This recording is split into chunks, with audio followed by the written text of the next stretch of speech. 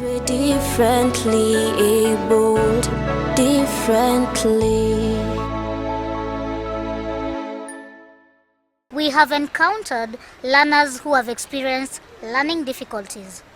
While in most cases they are labeled due to stereotypes, Dyslexia Organization of Kenya is here to give hope to this category of learners. Take a look. Dyslexia Organisation Kenya has been at the forefront in creating awareness on dyslexia. So today we were celebrating the Dyslexia Awareness and Neuroinclusion Gala Dinner. Our theme today is Stronger Together, because we realize that we cannot walk alone. We have to include even those with other neurodivergent. And at REAGEM, we also have children with other neurodevelopmental disorders. And as Dyslexia Awareness Month, we had this gala dinner to celebrate and also to fundraise for REAGEM to cater for the children and to help work build the school at REAGEM Talent School. And being that Dyslexia Awareness Month is celebrated with lighting red, that's why we come here at the Old Musho Tower to write red the building, to claim the negative connotation with the red marking of the children who suffer a lot because of being beaten, punished because of lack of ability to read. And so that's why we write red. It is a global activity where writing red is celebrated. And so Dyslexia Organisation Kenya, we also do that by writing red the Old Musho. And we had a very successful dinner today, gala dinner, to celebrate, fundraise, and bring together parents, people with dyslexia. Had this campaign celebrating the children who could not read but now are able to read, who had suffered a lot in other schools but now they are free and they are their own personal advocates. Phyllis, the founder of the organization, says that she got concerned when her son had difficulty in reading. Many years back, I realized that my son could not read. All the signs that I've said, I saw them with him and I didn't know what it is. I also thought like he was lazy because he did not have any signs. He could speak very well, he could do everything else very well, but could not be able to read. And his spellings were very bad, and he had very strong reversals. Like he did not have the word with a B word. All the words that have B, they were written with the D. And so this became very confusing, and I was lucky enough that I was able to see the word dyslexia in one of the magazines, and when I googled, I saw that condition which he fitted him, and I taught myself how to help him, because I also realized that teachers did not know about it.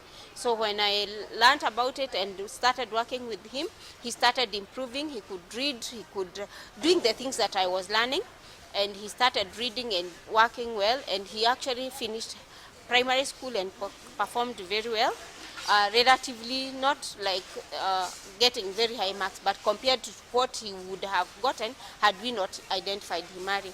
So this made me realize that there are also other children and other parents who are suffering like me, and they did not know have anywhere to go, and this motivated me to start Dyslexia Organisation Kenya. And just like her at the beginning, many parents and teachers have little or no information about dyslexia. When you see a child not doing what it is is expected of them, like in school, it is not that they are choosing to. It is not that they have chosen to not to.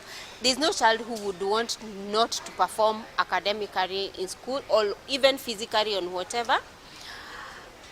They need to be helped.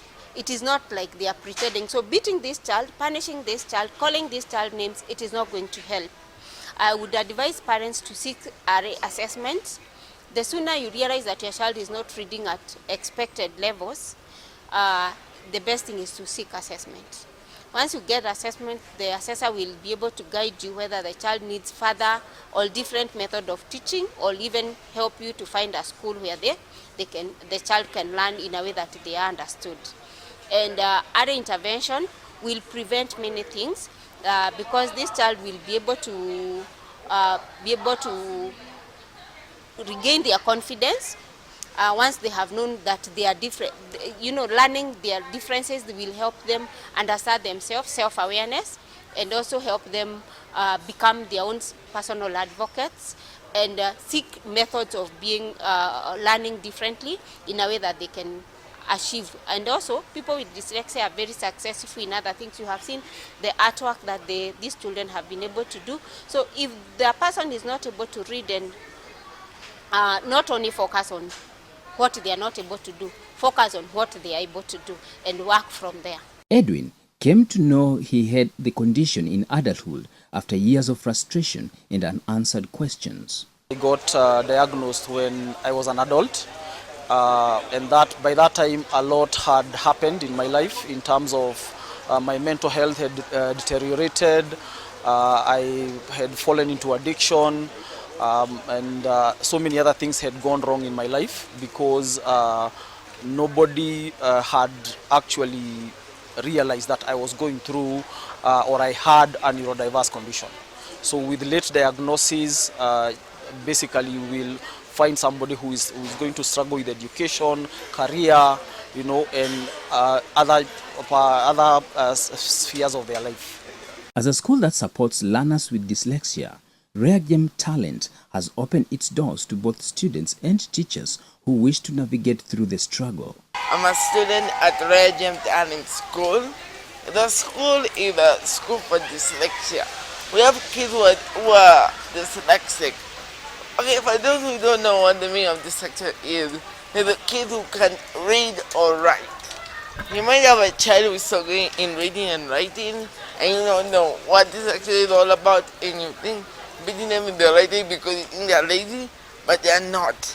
They have dyslexia. And think of it like this. To them, when you see letters, it's like a ball to them, like scrambled, like a scrambled letter, like you see letters jumping around. To them, it's like that. In my school, we have teachers and professors who are trained in handling cases like this, kids with special needs. To achieve this milestone, Dyslexia Organisation Kenya works with various institutions. We partner with them in many areas, like intervention for learners with dyslexia, and we are having a strong collaboration with them, where we really want to understand these children and how to intervene, maybe to solve the issues that these children are facing both in school and at home.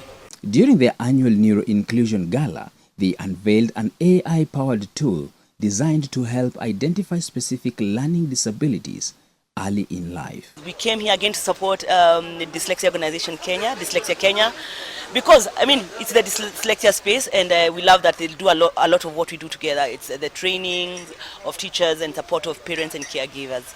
So that's why we came here to support, but also to launch Dora, our AI.